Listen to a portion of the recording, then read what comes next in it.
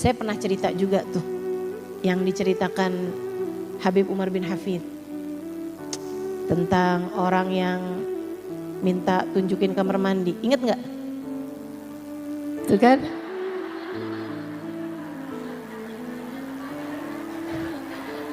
Enak jadi ustadzah zaman sekarang. Enak. Emak-emaknya pada lemot. Gampangan lupa. Masya Allah.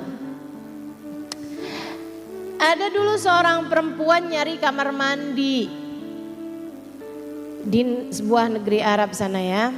Di zaman yang belum banyak orang punya kamar mandi.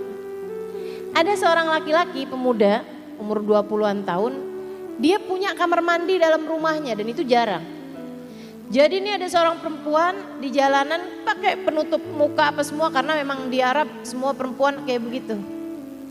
Dibilang ainal hammam kebelet kayaknya gitu. Akhirnya laki-laki ini bilang, fi baiti hammam, syahina hammam, dia bilang, nih saya punya hammam di kamar mandi, di rumah. Terus dia bilang, boleh numpang, ya silakan. Dia bukain pintu, si perempuan ini rupanya bukan perempuan solehah. Perempuan yang, ya inilah, bukan perempuan yang jaga diri, bukan perempuan bener gitu. Jadi begitu dibilangin tuh kamar mandi di situ, dia langsung buka cadarnya, dia langsung buka abayanya gitu kan.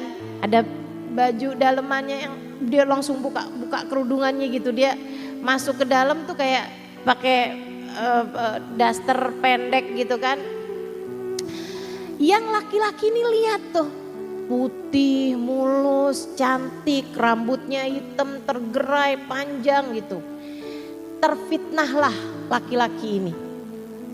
Jadi begitu si perempuan ini masuk kamar mandi, dia buru-buru tuh tutup semua pintu rumahnya, dia buru-buru tutupin jendela-jendelanya, dia pasangin horden-hordennya biar nggak ada orang lihat. Terus habis itu dia duduk di kursi deket kamar mandi situ nungguin cewek ini keluar.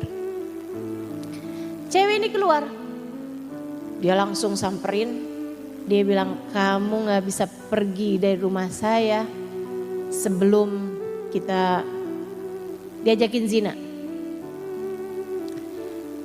Cewek ini seperti yang tadi saya sampaikan.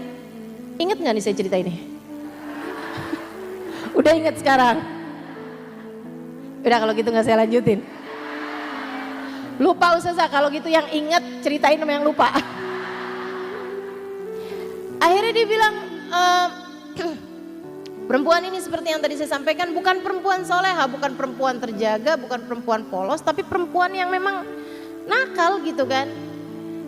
Akhirnya perempuan itu bilang gitu, oh kamu mau sama saya?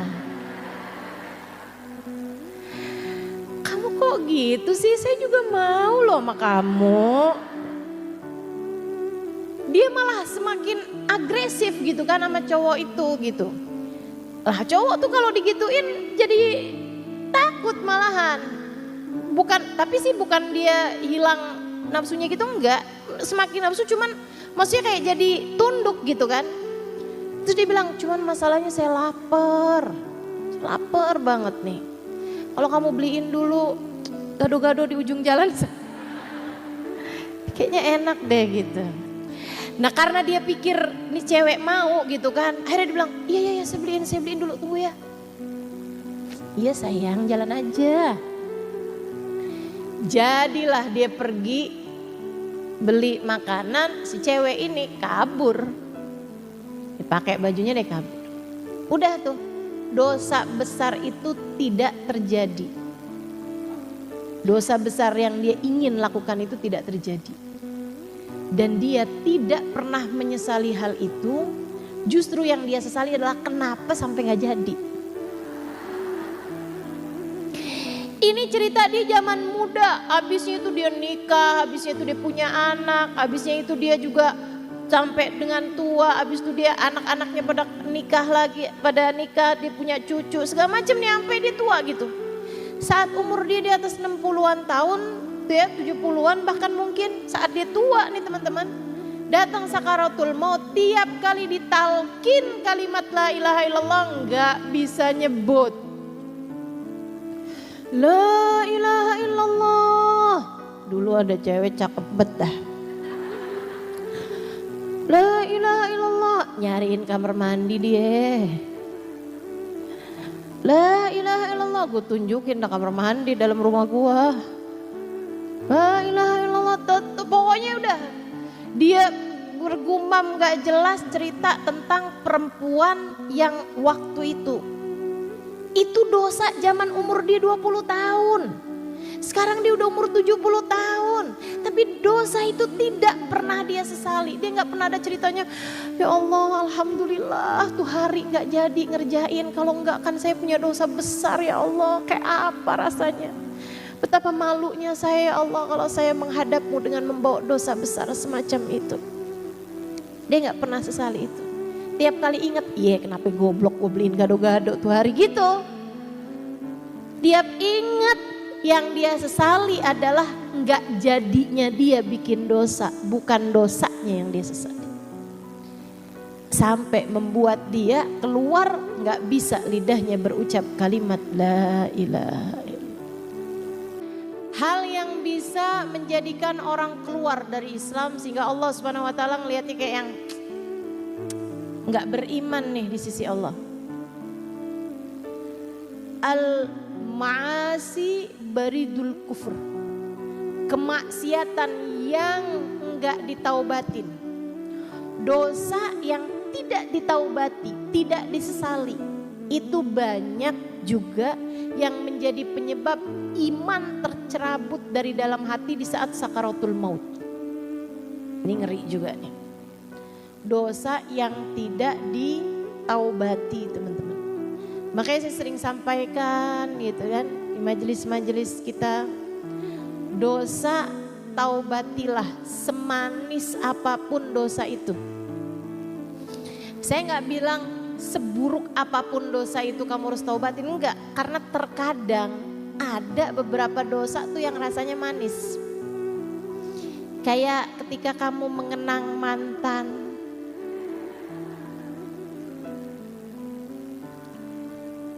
Dulu waktu saya pacaran, pernah tuh duduk di belakang barisan bioskop. Kamu ketika mengenangnya dengan rasa manis, hati-hati, itu tuh dosa teman-teman. Sayyidina Imam Ibnu Abbas, Sayyidina Sahabi Al-Jalil, seorang sahabat yang agung. Sayyidina Ibnu Abbas, sepupu Nabi kita Muhammad alaihissalam, pernah mengatakan, ya ahlal ma'asi tubu ilallah taubatan nasuha, wahai pelaku maksiat, bertaubatlah kalian kepada Allah dengan sebenar-benarnya taubat.